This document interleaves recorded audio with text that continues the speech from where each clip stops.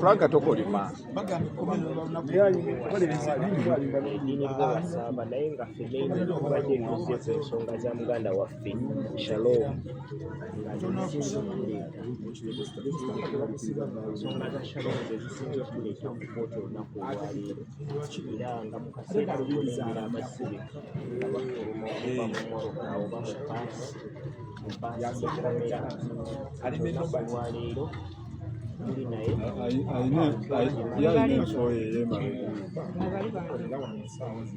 olunaku olwaleero wekkooti emakindi komera kubanga afuluma mu baasi yekomera so kakati wano wetuli ne bannamawulire abalala bangi era nga tumulinze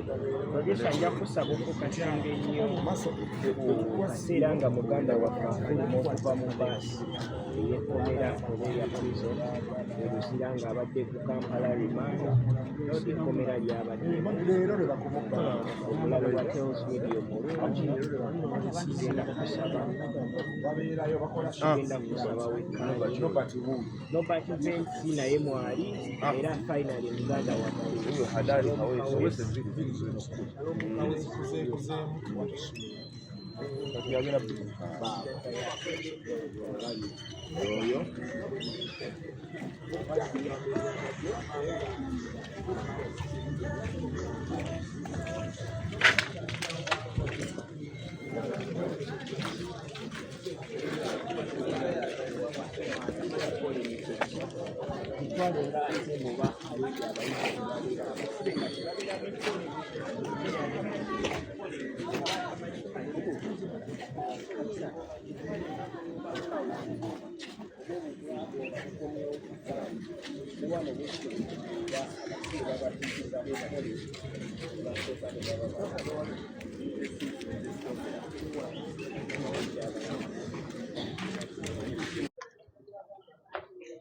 weewaawo ogamba otya mulungi atala kusaba bitutaka extra UG olunaku olwaleero ziri 23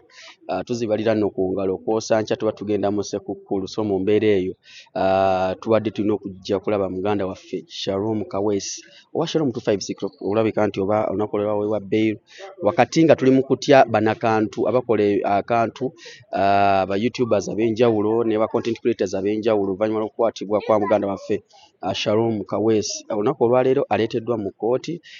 tusuubira amawulire amalungi agagenda obbeerawo naye wenjogerera bannamawulire ab'enjawulo bwe bali south side wano nayo Megatron Media CEO omugagga wa Megatron Bijodolo nanyini Boch the side tulina Kasuku live wali era ensonga sama wongo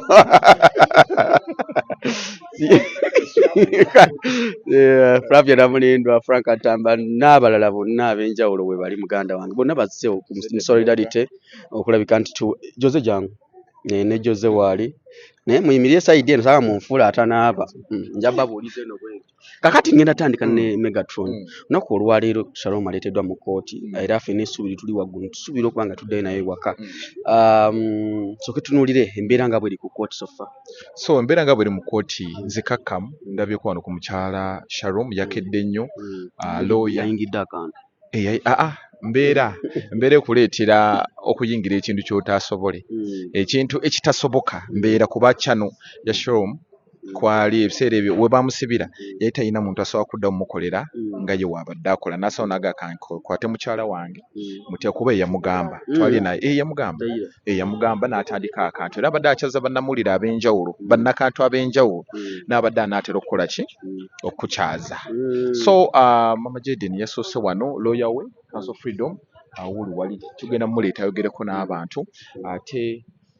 Bakasuku nabo ne batuuka tutuuse naawe abasibe batuukidde era Shalom ali muli kati tulinda ngeri musango gyegenda kubeera oba bagenda muwa bail naye nga kanso we yankakasizza leero tuddayo naye kagwake ketonye kezikire leero banakantu batutira wano leero tuddayo naye era kanso yankakasizza era mbadde nsaba ndowooza nandimulese nayogerako n'abantu ogenda muleeta kati kiwa kinjagala okubuuza Muhozi tutunuulire akantu kafuuse akantu buli lw'oyogera oli agamba nja kusiba buli lw'okola bw'oti nja kusiba afuuse nja kusiba tulina kusala mpenda kyokulabika nti tukolera wakati nga twewala okunyigirizibwa kuno kuba kati okutiisa kiba okweyongedde. I think simanyi kuba ekusiba kukyagenda mu maaso era abantu bakyabasiba naye omuntu akusiba ng'akuyinako busungu kuba tusiba tweyogerako noyogerako naye oli nakifuula ize nakifulaga oyo bwatyo naye abantu balina obusungu ku bannaabwe omuntu ogenda omwogerako ekigambo omwogerako kagambo bwe kati nga yakuyinako obusungu akuyinako bakita kidubudubu ekiruyi nga n'owookola ki aba alina okukuteekayo tebasobola musiba nti kubeerayo just omuntu aba ayagala kulagako kuba olutalo lw'abano olulabe yaloopa ne gwe baaloopa baava wala nga bajja beeyogerera ebigambo navuma ono kuba eyaloopa naye yayisamu ono eggaali naye yaloopa nze naliko naye it was last week n'aŋŋamba nti kale yandiŋŋambye lumu naye nannemerako ate yekyasinga omuluma nti baamuvuma ki obugulu ne bamuvuma obubi kati ye kyamuluma naye nga basibe bajja bayisaamu eggaali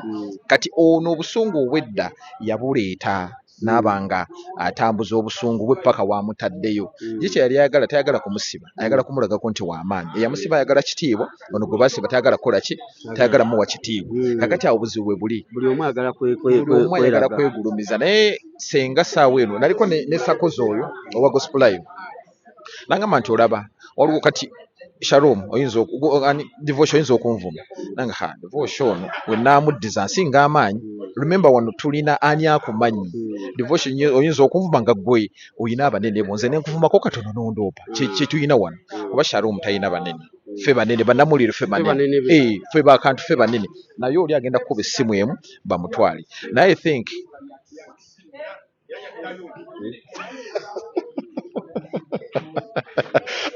olira abasajja mu nkola bya kisiru gwe kakati saawa eno waliwo omuntu akwogerako nogamba kamuleke sigenda kukola ki sigenda muddiza nkirekawo kiyite naye waliwo abantu nga bo tebagerwako wadde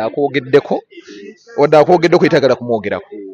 n'oyogera kituufu nga tayagala kukola ki kuba olutalo luno olulabye oli okola naye nange nkola n'ono naye basibe byevuma naye nga I presume okwevuma kwandisigadde nti twetwalawa singa okuneewuunyisa bonna abo abalwana ffenna abalwana twesanga nga tuli mu saako y'emu oli omuggyako interview noono ayagala akantu egamba akantu ne kafuuka akantu bwegamba nti akantu kafuuse akantu naye obuzibu tuyina omanya akantu kano mbuke kasinga okubeeramu abantu ab'ennogu obutagaliza asuku abadde atyo sajjanjagazaaki obutagaliza batya tetweyagaliza bwe buzibu ekimanyi tetulina gundi etugatta nti bakantu association teriiwo oyina gy'olimu abakola eyayo buli omu amanyi munene ssebuwa Devotion era buli omu atunira munene kakati buli omu kyova olaba entalo nnyingi entalo ze tuliiramu leero ogenda sanga nano ku kitoni alwana n'oli Devotion alwana n'oli mwe muli mu ntalo awo temuyina muntu asobola kubatuuza nga ati bwe ne kasuku ono oba tufunye obuta Megatron ne Devotion kifunye obutakkaanya ne bwe tunatuula kasuku wanaatuyita ajja tutuuza tukole tutya kati ng'abayimbi bwe bali nti misa kyasobola oyita abayimbi bagamba ne mufaaki wano tekiriiwo twewalana ennogo nnyingi kontenti kwe tukola waakwevuma aye n'abavuzi ne batuwaana banaye gundi yavumye gundi nembwa gundi muvumi mulungi anti obuzibu bagamba bwava ku ki kunduulu obuzibu bwava ku nduulu buli omu ayagala maanyi ate bannayuganda basiru tebategeera bagala bintu bya kisiru nkulaba oyina ebintu byoteroleeta ku channel yo n'oleeta nti omwana ennaku gye yafulira ku kyeyo ne bagana okulaba ebintu by'amagezi ne bagenda ewa Kasukuusi bwayogera mabinage talina buzibu ayogera biki ayogedde ki naye ng'oyolesa ebintu by'amagezi ne bo baagala ntalo Kasuku wayomba ne Devotion olutalo lubakolera banyuma comment section ne zijjula nga Devotion yaleese omwana abadde alabira ennaku ku kyeyo tebamulabye naye ng'ekisinzo tuleetera obuzibu ennogu eri mu kantu kano Devotion okimanyi nti omuntu asobola olaba nti ng'olina views naga Devotion sijja kukkiriza ng'asiiba ku channel yo waakebera bw'ati ne kimuluma ekisooka ffe abantu bennyini ate tukyesiba nnyo Devotion nja kubako n'ennogu onjogereko katono nkusibe nze saagala kumanya Kasuku newankubira nedda saagala kumanya njagala agendeyokko ayagala kukakkanya wansi paka wogwa akimanyi nti bwakutwala mu kkomera aba kukakkanyiza kuba kati wano kyetubaddeko omuntu agamba nti ono yeyandisibye munne gusinzira ku butambi obutambula okyegedde bonna beevumye kakiggweeraawo byonna bibaddewo kyali bwe kityo bino byetwesanga ne twevumaavuma olina akuvuma bw'oli bwakuvuma ennyo n'onyiga ngenda kusi kati saawa eno maanyi era amagezi gempa abantu omuntu wakuvuma for example n'onvuma nga divorce nkumanyi olina wooli sikuddiza nkuleka ne tutambula life goes on ne tutambula kati musajja wange abaddeyo okumala ebbaga nagendawo ne mukyala wamukyalirako saagenda munnange manyi ensonga lwaki nze nali simanyi nti woogenda mu kkomera nze omusango haji banyamba nengera ne ID y'omulimu bangamba ate eruzira eruzira kyabadde kizibu bwe twagendayo kuba twagenda abantu basatu omusiraamu wange olwo n'omuwala bamuyita Jolly Potential kati bwe twatuuka wali emmotoka mugiveemu ne tugivaamu leeta gundiyo eya national ID bw'oba togiina bakkebera emirundi nga 8 ogenda okutuuka eri nga toyina kyolina era bano abatayina ndagamuntu bagala ziba ziri ku ssimu mufulume mugende mukole mutya muzi bakitako okesaamu era bamala eddakiika nga 2 wali okuyingirawo si kyangu musajja wange wazibu si wangu wali musajja wange nali manyi nti ngenda bugenzi nenyingira wazibu olina okubeera ne gundi ate ng'eri valid si zino ezivuddeko eri valid bakkebere nze banzijjamu engato buli kimu ne bakijjawo ne bakiteeka wali kati n'oyambala kino tambula migere basooka ne bakikujjamu ne bakkebera ne stokisi n'ekigere ne bakijjako gomanyi kibeera wali bajjako n'ekigere bakizaako buzzi musajja wange ate kati olaba byetwogedde byonna abalabi baagala kuwulira ekyo mbu n'ekigere baakijja biri byetwogedde byonna tebabiwulidde birayo amagezi birateba omukulu bugamba ki weeyagala ono musajja yagala alina makindi awo kasozi yabadde akola makindi yamukubye ennaku siwadi jangu onoboolaba yali ku TV makindi kasozi nekasa yakuwa platform n'otuukawo otuuse mbajjukira nnyo baaliwo okimanyi yabadde ku show yagundi ku channel ya Shalom ng'agira akantu mbaddeko nga nkola ne mama Jayden ogamba otya kati omukulu ono soko byanje abatula ku Celebrity Track for the first time yes Celebrity Track yenze Password MC Spark TV Daily Soup saa mu nekitundu paka saa 2 n'ekitundu mwebale kubeerako bakuwagidde sente ozifunye sente ozirina agwesebo kakati ekiriwo kiri bwe kati mega tonereeta omulala kakati omukulu ono ennaku zino yabadde ku channel ya Shalom ng'akwasaganya ne mama Jayden nga bakwasaganya ensonga ezo mama Jayden mwamuyingiza mutya mu kantu kati sokutandikira omukazi yenna omukyala yenna abakyala bonna kye balina okukola kirina beera nga kya mama Jayden nti obeera ng'osupportinga bbawo mu mbeera nga waali newaba nga taliiwo kitegeeza ofumbo bwamwe bulina gye bubalaga oba laavu yammwe ebeera ina gyeraga abala b'ennaku zino ebiseera bino b'ennaku zino bo balowooza nti omusajja olina mukamulamu mpaayo zino sina za nviiri mpaayo akamotoka nga ola Shalom yawa mukazi w'emmotoka n'ebirala yese tewali buzibu naye mama Jayden yakulaga nti mwami wange tali wali mu kkomera naye kangezaho okubeera nga amuyambako kwe kutuita tukola akantu naye oba okitegeera okanso nsanyusa okukulaba bulamu buli butya banaye wano wetuli ono gwe tulina ye munnamateeka wa muganda waffe Shalom Kaweesi ensonga n'abannamateeka olwaleero bangi nnyo naye ku lunaku twaliwo naawe olwaleero efisubi tuli waggulu abawagizi ba Shalom ne baganda be ffenna ne bakyaliibe abakola akantu kano tusimbire ki kati nsibuka Haruna Council of Freedom osookera ddala olwaleero lwe lunaku kooti lwe yatuwa kubanga ajjukira kooti lwe twajja luli yali teyina budde twajja mu kooti ng'ebulayo eddakiika 3 okuwera ssaawa mmeka okuwera ssaawa 12 nga kooti ne weeba etuwadde omuntu waffe tetusobola kuprocessinga mpapula naye kooti wiiki eyo teyalina budde kuba baali balina zi conference ez'enjawulo ne adjournment neekolebwa tudde ennaku z'omwezi nga 3 naye tulina ensonga ez'essimba ze tubadde tutunuulira nga twali tulina okusaba production warrant bamuleete ng'ennaku z'omwezi 3 tezinnakola ki tezinnaba kutuuka ensonga ezimu ku ezo obulwadde bwe mubumanyi ne kanula yagenda nayo ali asthmatic ate ayinamu n'embeera y'omutima omutima teguli bulungi okusinziira ku ripooti ze tuyina so katwasinzira ku nsonga ezo ne tusaba kooti emuzze ng'ennaku z'omwezi 3 tezinakola ki tezinaba kutuuka ekyokusatu ono ye taata yekka owa famire ye taata alabirira Jayden ye taata alabirira maama waani wa Jayden kitegeeza waatali oba okosa embeera z'omwana ono obeera okusa embeera za famire wabula n'ekisingira ddala Shalom abantu abamugoberera n'abamufunamu ng'eggwanga bangi nnyo kwegamba eggwanga limufunamu nnyo ng'ali wabweru okusinga ng'aliwa data gwakozesa ogwo omusolo gwasasula everyday ndowooza kigasa nnyo eggwanga okusinga ng'aliwa ekisemberayo ddala omusango tegunnamusinga so tetulaba lwaki asobola okupingibwa mu kkomera naye ng'omusango tegunnamusinga ate nga muntu wa buvunaanyizibwa asobola okuwoza ng'avaawo bweru. Kanso kino kye tulimu kye bayita batya essaawa zino process kye tulimu gye bayita kati process lw'abakanso PW gye baatuwadde ejja leero production warrant kooti yagambye tinedda wadde twamuwa ennaku z'omwezi 3 naye bannamateeka kye bannyonnyodde tusobola omuzza ng'ennaku ziri tezinakola ki tezinawera kaakati olwaleero tugenda mu kye tuyita bail application tugenda kusaba okweyimirirwa kwe era kooti obwo buyinza si bulina kooti ye bulina okulaba oba bye tunaaba tugigambye binaaba byasimba n'emuta you understand naye nga tukkiriza tweteeseteese bulungi timu yaffe yeteeseteese bulungi tugenda waayo ensonga ze tukkiriza nti kooti ejja ziwuliriza Shalom afune eddembe lye. Tewali mugana njebalese yenze Sserwajja Ashraf. Kati Sserwajja kantandikire ku nsonga emisango nga gino bwe gituukako tetugimanyi bati tetugyawula omusango nga guno baguyita batya omanyi eyawaabira omusango ogwo nti yalina interest ez'enjawulo tuli muntu awaabira omusango okusinziira ku mbeera eba eriwo ekyegeera ye munnaffe yateekayo omusango agamba mbu yamwogerako ebyasakabwa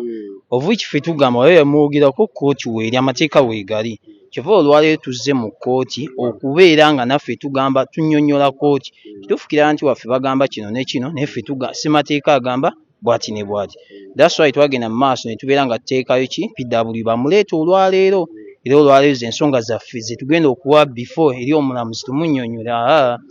kira nti waffe ono waba alleginga mbu yakola kino ne kino ffe tugamba naye alina eddembe because it's a constitutional right alina eddembe okubeera ng'akola ki abulwa bbeiro yes ffe nga ffe abakola emirimu gino egy'okwogera tuyinza kwewala tutya kuba weewaawo bino kino kibaddewo n'egy'emisango gyegiri bwegiti gyekika bwekiti engeri gy'oyinza ogyewalamu kumanya ssemateeka agamba ki okitegeera ekyokubiri Uganda yaffe olwaleero oyinza okubeera awo ne bakugulako omusango from nowhere so tekiriiko mbu nno oyinza gyewala bwebazi naye ng'enjoga yaffe weegamba nti tulina okwebereramu timulina okwebereramu oba okitegeera so there's no way gy'oyinza ogyewalamu kubanga n'essaawa ya kati okukya ku makya n'ogamba interview gy'obadde okola waliwo kyewayogedde ekikyamu nekikuleetera okubeera nga bakugamba jangu okole statement ku poliisi nekibeera okubeera nga kikuteesaayo eruzira so basically that's the only way kwebereremu kimu kisoboka weewaawo password komawo ensonga tuzongereyo mu maaso ono password mbadde mbagamba ono password yaleeta mukyala Shalom mu kamera n'amugamba jangu tukole akantu weewaawo omwami ogambye Shalom yamugamba atule mu kamera yes anti kati olaba omukyala yenna singa bizinesi ebeera nga efe ey'omwami bw'aba mukazi ogwo wagira efe ng'ate alina obusobozi ate nze nalabye nti mama Jayden alina ne talent esobola alina talent esobola okukola ekintu ekyo okitegeera kubanga twatudde naye batudde n'ebbanga n'abalala batudde naye nga bagamba owaayi bakyewuunyizza naye nga kirungi muganda wange ge mazima lwaki kirungi ebiseera ebisinga singa obeera n'omukazi ng'akusapootinga muganda wange omanya bumanya nti nno mu mbeera yonna mu bubi kibayita okulayira mu bubi ne mu bulungi nja kubeerawo mama Jayden kye yakoze waliwo abakyala abeera mu bulungi bwokka nga Shalom ke bamusibye singa mama Jayden alina mmwe buli mu kweyagala akulira ku ba divorce owaayo oliwa oba okitegeera naye w'obeera nga oli mu kkomera mukyalo naakusapootinga like that kiba kikola bulungi nnyo ekyokubiri ebiseera ebisinga buli muntu it was on God's agenda nga kireete bwentyo Katonda aba yategeka buli kintu kyonna okubeerawo nti luli ba mama Jayden natulako mu kamera lwaki oza yabadde mama Jayden kuba Shalom alina baganda be alina batobe alina n'omuko waali oba ontegeera lwaki oluza Mama Jayden kitegeeza agenda ya Katonda yali nti tujja ku kinaku z'omwezi bweziti Mama Jayden okole ku Flavia okole password okole n'omulala ekyo toyinza kubeera ng'okikyusa oba okitegeera ate n'ekyokubiri toyinza kubigamba nti Mama Jayden yakoze ekintu ekyo nga Shalom tamanyi ayina obanga yagenda omukyalirako kimwe mugamba mukyala wange omanyi twala ensonga maaso tufune kuba kimanyi yo business yinza oba ngenda okera ku makya were Jayden batandika kusoma egereko makya baliise waka wadde Shalom alina business z'endala okitegeera ate ekyokubiri kikolera family yonna okitegeera gwe kinyuma nnyo okubeera nga ddemu tumumanyi nga naawe bakumanyi mwena muli mulayi mulaiti okitegeera kitegeeza nti enduulu ze banakubira n'omukazi bajja zimukubira waliwo omukazi goyinza otambula naye ng'ekyamuza tamanyi bya nduulu ng'ajja kubeera yeekweka ne kati Mama Jayden wabanga ali exposed mu bantu ne bamutegeera bwe banaaba bamukubira enduulu nga bakubira Shalom Mama Jayden bajja mukubira ajja yabimanyiira family y'abasita muganda wange wabeeyo conflict of interest nga buli omu ayagala asinge kati ndowooza kubeera kwetegeera kubanga n'omukazi atali sita asobola okukyuka okitegeera olinga ategeeza nti nolowooza Mama Jayden takyuka kuba Shalom n'akyuka n'omukazi atali sita abakazi obamanyi abeera nga munaku atunda kasooli ng'omwagala omusinga akera ne yeekyanga kati okwekyanga it's in a man kiva munda nti omuntu bw'atyo ye mwekyanzi neekyanga n'agenda wabula suula ne Mama Jayden ayinza okwekyanga because afuuse sita kubanga wadde si sita emmotoka agiina yeevuga si sita alabika bulungi si sita Shalom amukoze ki amulabiridde kati kitegeeza nti abirabyeko ate ekyokumya Mama Jayden si sita naye bba agezaako muleeta n'abeera ne ba Zubeida nga basemberera kumpi alinga sita just ekinjawulo ekibaddewo nti azze mu kamera asingane ku basajja n'abakyala balina ku mannya naye nga yeye ng'omuntu sita lwa nsonga abeera nabo atuula nabo alya nabo tusuubire nti Shalom bw'avaayo akyayinza otuwaayo akantu nga bali wamu ne mukyala we kuba abantu badde bagamba bw'avaayo atuwengayo buli wiiki aka episode nga akadda Shalom's family Mama Jayden. Yes kati Shalom kyemumanyiko musajja ali creative musajja muyiiya gwomanya Shalom okubeera mu komera it's a blessing in disguise oba okitegeera kitegeeza ki kyentegeeza nti Shalom kino nga bwe kiri alina kyakiyizeemu alina kyagenda oyiiya nabudde nga abantu bakyogerako nti si buli omu akyogera nabudde kasiko akyogerako nabudde bana ndi omulala akyogerako manyine Shalom alina obanga kimuli mu mutima bwe kibeera nga abantu bakyoloka amizi of course agenda kukikola okusinziira ku ndowooza yange bwe kibeera nga abantu bakyoloka amizi ne bamukyagala ne bamwagala bagenda kukikola ye ne Mama Jayden ate kijja kuvaayo bulungi oba okitegeera bulungi nnyo yes kijja kuvaayo ate nange nkyagala kati password tudde ku sayidi yaffe tugenda kwewala tutya kuba essaawa yonna buli gweyogerako agamba nja kusiba tuyinza kukola tutya bannange mu mbeera eno gye tulimu kati nze ndowooza muganda wange amawulire goonoonese ntambiro yava mu kkomera yavayo nayogera ku kintu ekyantu temukibuusa amaaso olwokuba mwali mumutaddemu kamera mwalowooza atuwaddeyo akantu naye akyogerako n'agamba bannange ekijja si muntu tusaana twekolemu omulimu ng'abamawulire tukole bwe tuti tewali addamu kubinyigako tetumanyi wala kuba naye teyavaayo kuddamu kubyogerako naye waba yaleeta idea tewali yavaayo amawulire goonoonese naye ate mawulire okwonooneka tulaba unfairness eriwo nga nnene oba okitegeera ebiseera bisinga twandyagadde nti password asibye divorce oba divorce asibye password fairly nti nakuvumye nange wanvumye naye oba kanti kireetebwe nti tetusuubira muntu mubbi kugenda kuloopa mubbi munne oba ontegeera yes omubbi taloopa nandisuubire nti omubbi kale oba owulira nga kikulumye nnyo naawe erumba gw'oyongera mu tactics z'okukola ki z'okubba ekyokubiri mu mawulire ekyokubiri mu mawulire gano ge tulimu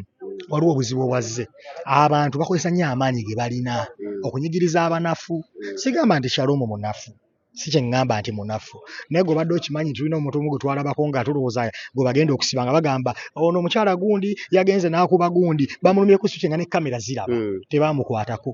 era ayimirire Masaka n'atuula n'ayogera n'agamba nze tomumanyiira ng'ali intelligent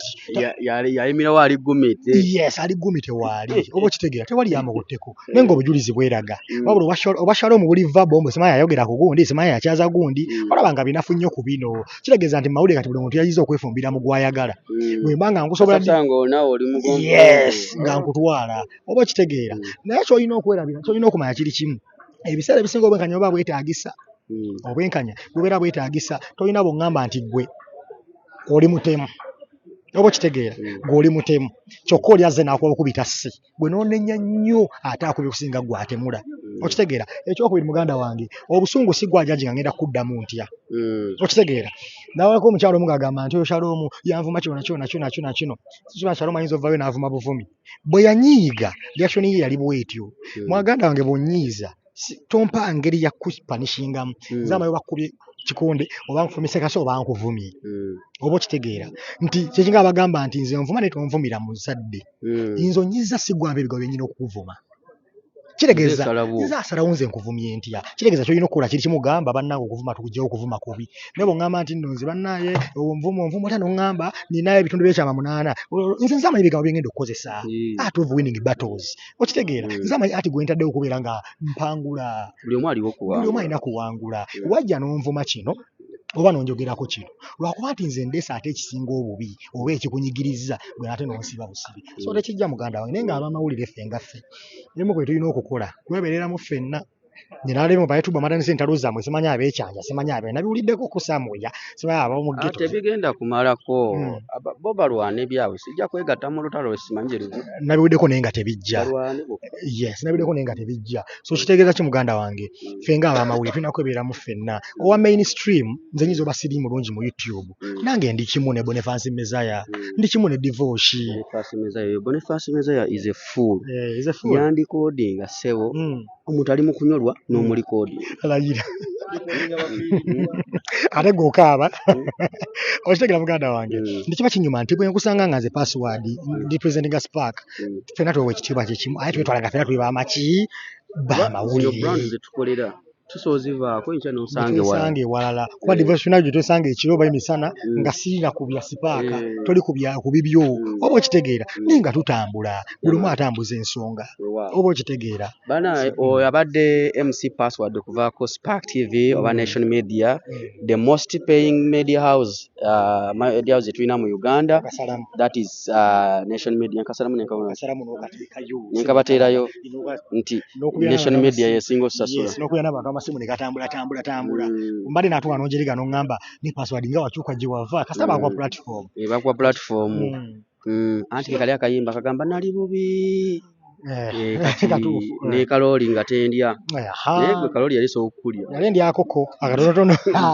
kyagera maaso tuli ku kooti emakindye tukyatunulira ensonga za muganda waffe Shalom 256 oba Shalom Kawesi tusuubira tulina essuubi ly'amaanyi okulabika nti olunaku olwaleero ayinza okuba nga ateebwa ne tugenda naye embeera gye tulimu wano ffenna tuli mu kweraliikirira okutwalira wamuso nga bw'olaba ekiri ku kooti wetwogerera bannamawulire abenja batansa okuba nga beeyongera okuba nga batuuka mu kifo kino ba YouTuber bonna we bali ndabyeko Flavia Namulindwa ndabyeko Zubeda Byantalo ndabyeko Frank Antambis is around ensonga bwe zito bwe ziri so tuli ku kooti tumulemu katono nnyo tujja kuba tweyongera mu maaso twongere okubalambulira embeera bwegenda okuba nga etambula wano ku kooti emakindi